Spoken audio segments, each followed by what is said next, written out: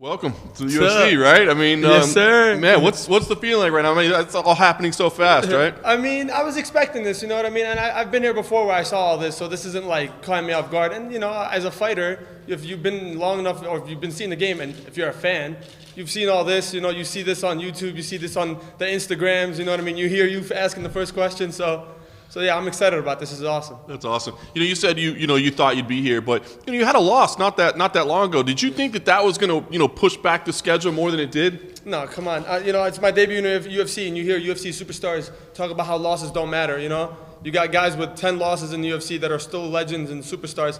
Losses matter in this sport, of course, to teach you a lesson.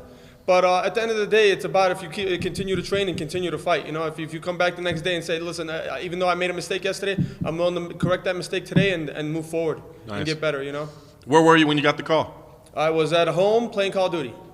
Nice. I got the call. As soon as that happened, I turned on the sauna, hit a workout, got a little sweat in, and then went to the gym. Nice. Did you have to get on a scale or anything before you said yes? Listen, when they told me it was at 45, I was like, thank you. I didn't check my weight until fight week. Fight week I got on the scale downstairs. I was 153, 154, and I was like, let's go.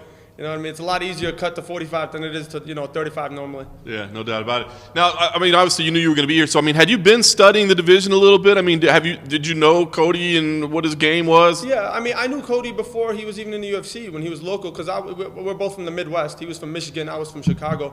I seen him fight a few local dudes. I actually seen his first pro loss a long time ago when he was on a local circuit. So, and obviously I watched him in the UFC. You know, I'm a fan. I watched when the first prelims start. I don't care who it is. I want to see fights. You know, I watched the first one to the last. So I've seen his fights. I mean, he's a tough dude. He's number 13 or number 9 for a reason. So, yeah, I've been seeing his whole career, and he's a tough dude. You know, I'm expecting a tough battle.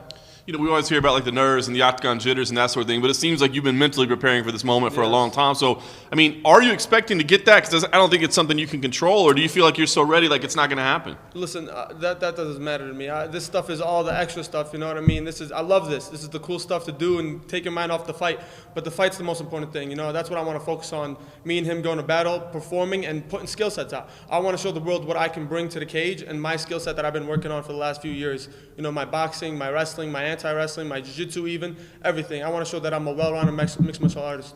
Do you look I mean, he's obviously an established veteran. I mean, and like you said, you mentioned the ranking. I mean, do you look at this as a no-lose situation? You know, hey, I'm coming in here on short notice. You know, this is kind of a freebie? I mean, at the end of the day, no. It's like I heard that before. Obviously, no lose situation, but it's like, who wants to lose a fight? You know what I mean? Who wants to? Well, I'm gonna go let him punch me in the face and beat me? No, you know what I mean? I don't want to swear, but I'm not letting that man do that. You know, I want to see if he's gonna stop my game. I want to see if he can stop my skill set. Let's see that. You know what I mean? If he can stop me, I know there's a few dudes that got signed the last couple months. You know, Europeans and these guys from overseas where they come and they do their debut and then they, you know what I mean? They tap out in the second round, tap out, they sizzle out. No, me and this guy are going to war. You know what I mean? And if he could handle what I bring in, I'll be happy for it. And then I get more time spent in the cage, so I give him more experience. Yeah, dig it. Last thing for me, I mean, what is the goal for yourself? What is the vision you have for yourself? I mean, do you feel like you can come in and make like an immediate impact, or is it a thing where, hey, I know I got to slow rise up the ranks? What's the plan? I mean, listen, obviously the main objective is fighting in the cage and getting that experience. But if I beat number 9 and I get ranked next week, that'd be freaking sweet. You know what I mean? And then obviously my goal will be at the title. I'll be like, listen, if I'm number 9,